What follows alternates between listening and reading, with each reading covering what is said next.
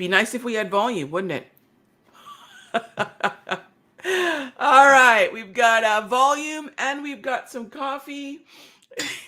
Great to see everybody. It's always good to turn the button on the mic, right? These are very high level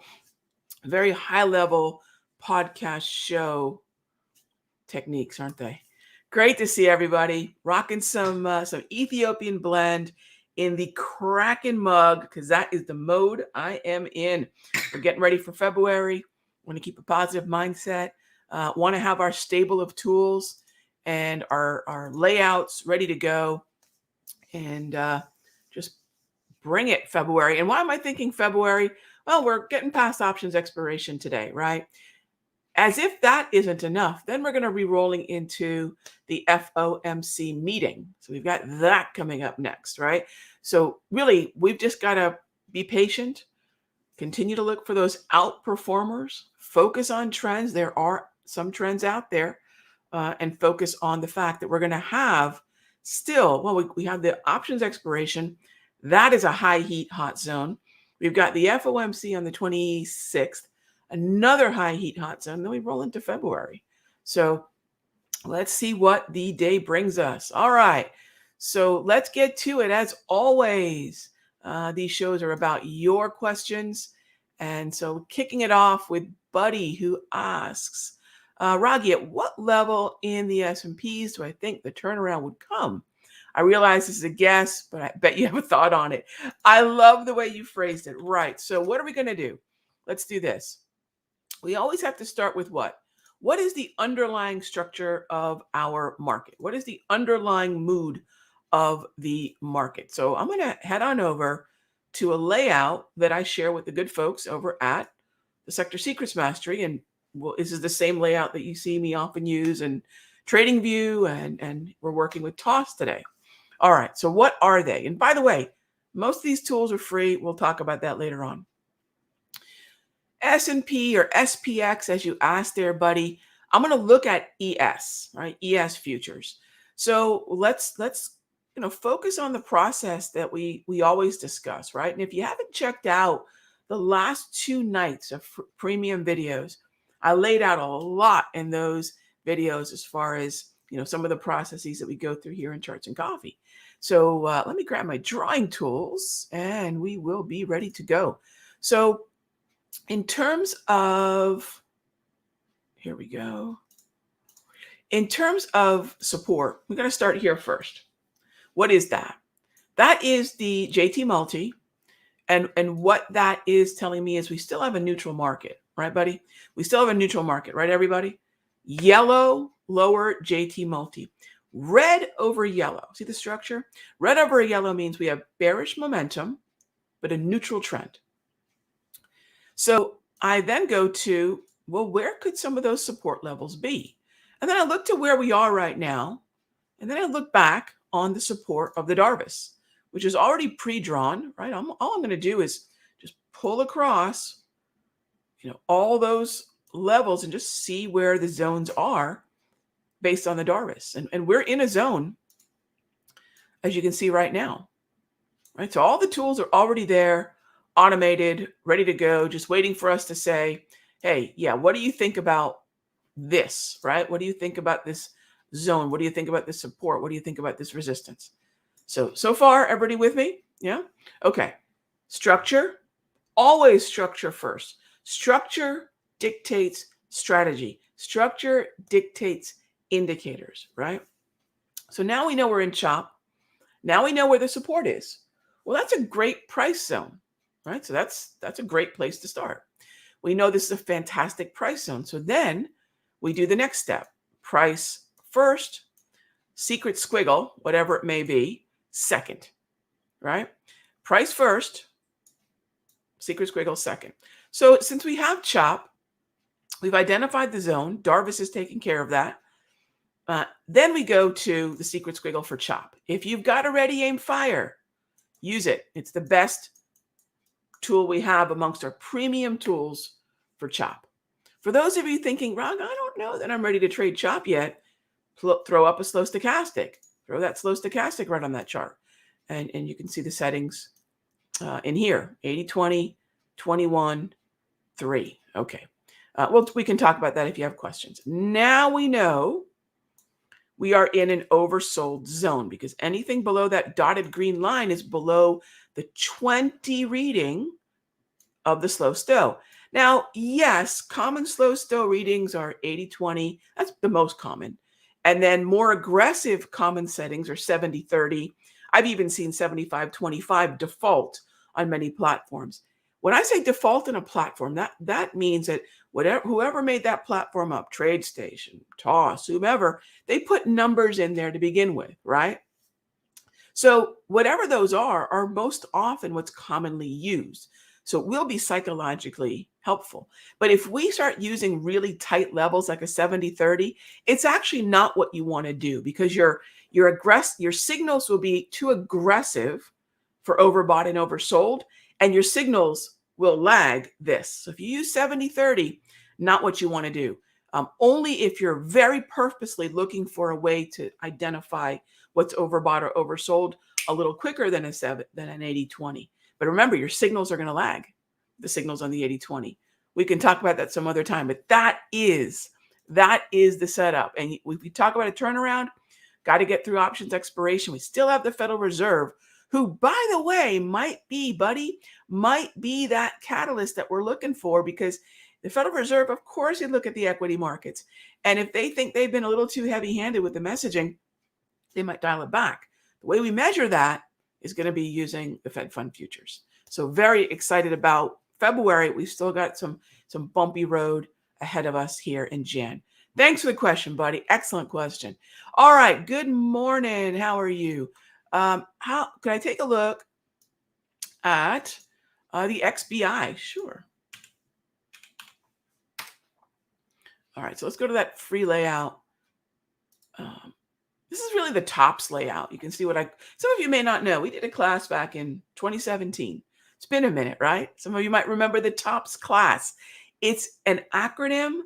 It was sort of a joke between me and a friend of mine in the office who helps out with these class developments, and we were trying to name the class, and we had 4 indicators that came free with the package. And by the way, those 4 indicators are still free. You don't even need to take the class. But anyways, he says this is obnoxious because it works so well. I said, yeah, it's rooted in the basics, the foundation of the market. It's the foundation of my charting. And so it stands for the obnoxious profit system, or truly obnoxious profit system. So that's what TOP stands for. And it just works. And so we're going to start with that. Agario, cool name. Agario, what do we have here? We have a downtrend. So if I take a look at XBI, the first thing I'm thinking is we have a downtrend. Now, what's the difference between a downtrend and a, is it totally? Oh, totally obnoxious, not truly. I kind of like truly. Lorna's reminding me it's totally obnoxious. Take a look, Agario and everybody, right there. The secret to trading is knowing the underlying market trend. This is a down trend, and you can see it's been a downtrend since about the 7th, right? 6th, 7th of the month. So if I have a downtrend, no oversold conversation here, Agario. Now this is sell the rip. Is it prime for a squeeze? I'm not going to guess at when suddenly momentum's going to shift. Would it be any more or less primed at 90 versus 85, at 95 versus 100? The best thing we can do is wait for a 1, 2, 3, or go back and look for previous support. We're kind of in free fall here. Be very careful with that. This is a downtrend, but we can pick the bottom approach. Think about picking a bottom. That doesn't put a good visual in my mind. We definitely don't want to do it. Awesome question though, my friend. All right, next up, Gilbert asks, what book recommendation do I have today? I really enjoy The Hour Between the Dog and the Wolf. Oh, The Hour Between the Dog and the Wolf. Gilbert, I'm kind of going back to an old one that I love. It's an older book. I've talked about this in the past. We even had a little book club meeting about it once in one of the rooms. The Checklist Manifesto. I think that would be a great short read for everybody to go back and discuss, which is, do we have a checklist? Are we following it? Does it have, do we have a checklist for when the market goes in our favor, doesn't go in our favor? We have a checklist for position sizing and risk management. I'm going back to probably really in February. It's right there on the bookshelf back there. I'm probably going to go back to Atul Gawande's The Checklist Manifesto. So some of you may have read that. Some of you may have not. But thank you for that. The Hour Between the Dog and the Wolf, that title alone sounds like something I want to read. And Fooling Houdini, another good one on mindset. Very cool. Mindset wise, I'm trying to think of one. I always come back to one that John recommended years and years ago, and I'm so grateful that he did, which is Letting Go. I'm sure most of you have read Letting Go. And then a kind of shorter one that I've been enjoying right now is The Universe Always Has a Plan, which is sort of the whole context of letting go. What is letting go? Letting go and then go do what you have to do, right? That's been the mantra for me this week. Whoops, I'm kind of moving my camera around here. So how do we as traders let go? Sometimes it's literally let going of a trade and then go do what we have to do. So that's definitely the mindset. And this one, The Universe Has a Plan. It's very kind of related to letting go. If y'all wanted something a little thinner, a little bit more digestible, but I love letting go. If you haven't checked that one out for mindset, especially in a tough environment like this, might be a good one.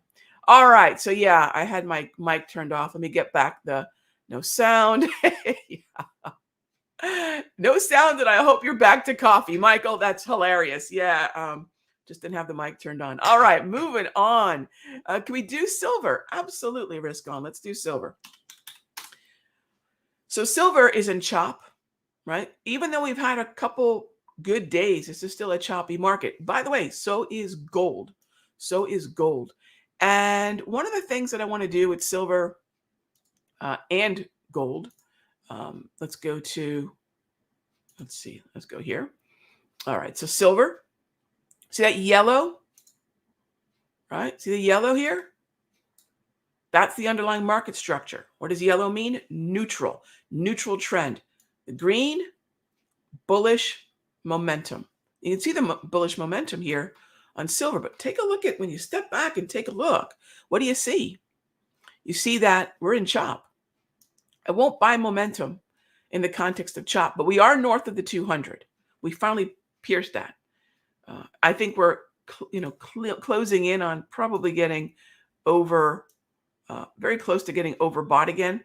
Previous Darvis, just extend that forward, just push that forward. All right. And by the way, this Darvis, you can go find. I've been mentioning you can go get this at the Countdown Trader. Let me show you how to do that. Okay, because it's a little confusing when you get to the site, and I want to make sure everyone's aware how to get these free tools that are Tops tools. Tops, totally obnoxious profit system. I like truly obnoxious. Maybe we might have to rename it. Countdowntrader.com. Scroll down. See where it says free downloads? You might think, Rod, where the heck is this automated support and resistance Darvish you're talking about?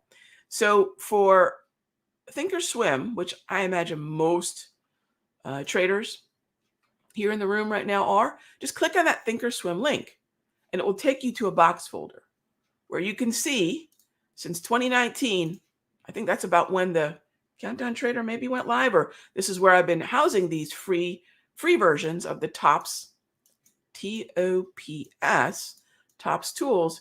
Grab color-coded candles and those moving averages I use. Darvis box, that's your automated support and resistance, and propulsion. Those are those dots that I use to be kind of what I call a smart exponential moving average. And it takes advantage of a cross. And it takes advantage of moving average crosses to turn those dots on. So it's kind of cool. You can get very creative with those propulsion dots. So head on over to Countdown Trader. When you click on Thinkorswim, either one of these Thinkorswim links, it'll open up to that box folder. So now going back to silver, it's looking kind of toppy according to the Darvis. So what I want to do, what I'll usually do in a market like this is I'll cut the range in half. I'll take a look at the 50% and I'll wait for a pullback. So I do want to start thinking about getting long at pullbacks. Now, it would be easy peasy if we were down in this area again.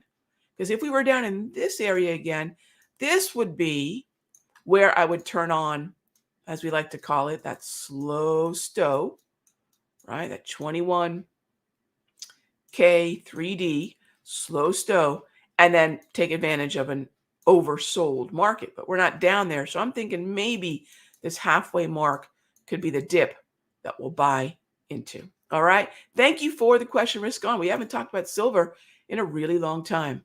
Yes, that elusive on-off switch. Yes.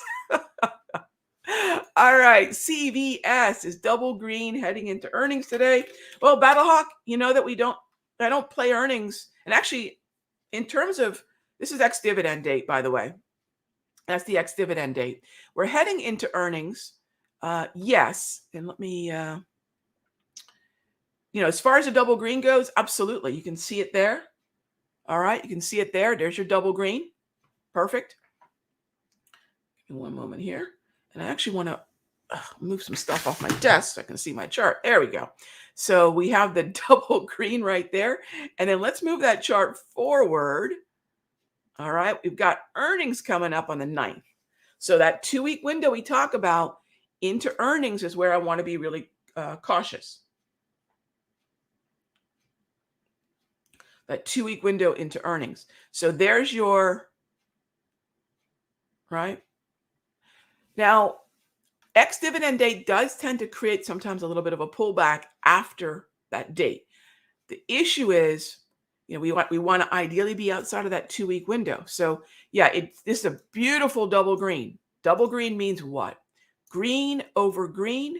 We have a bullish momentum and we have bullish trend.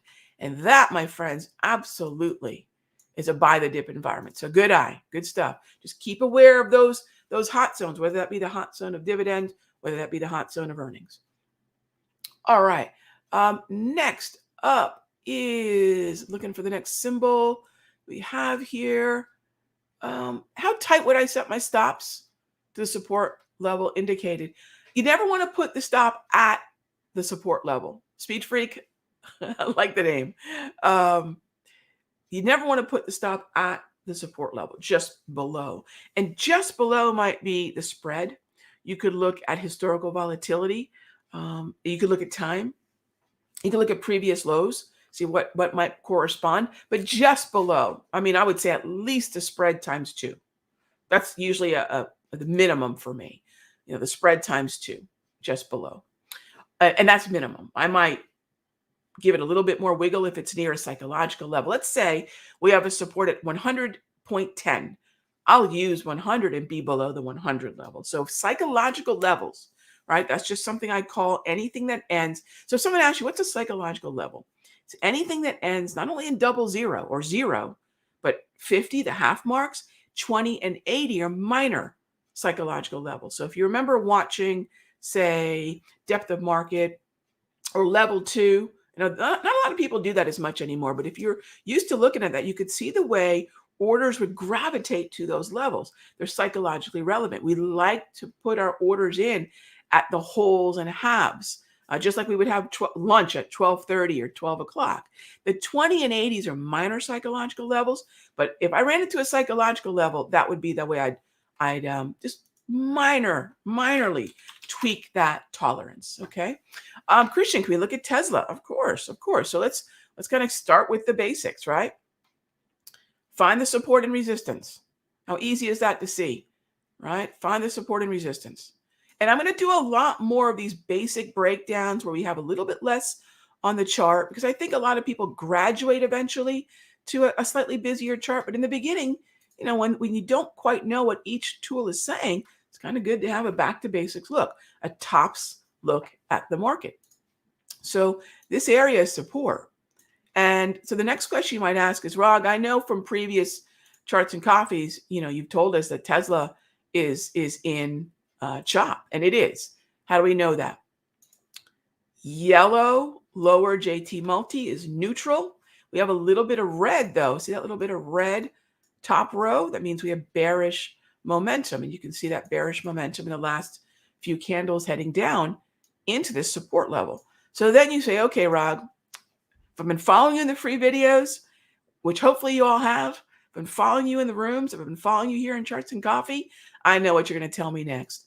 Throw that slow stochastic. Now, if it's trending, We don't want to look at the slow stochastic. This is where a lot of traders don't know when to shut certain indicators off. Trending, stick with the wave, stick with Darvis, volume ledges, propulsion dots, right? You're buying the dip, following the trend.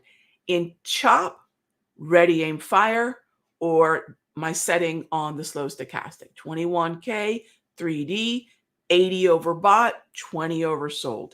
So what we want to do is look for the market to either get to this 80 level. Doesn't have to get through it. Getting to it is a good first sign, right? 80 or 20. And so we're kind of in the middle here. Not a lot of help. The Darvis could be enough, but please know we could keep heading lower. So this whole area here, this whole area there is a zone of support that we'd like to see some confirmation of oversold that syncs up with price. Price first, indicator second. So hope that helps. All right. And yes, I know sometimes the questions over top of the chart. Yeah, I'll try to remember to remove the question before we dive into the analysis sometimes. Yes, good reminder. XLU, sure. XLU has been a position. It's an open trade for me. We had initially the dip into the wave, nice green grab candles.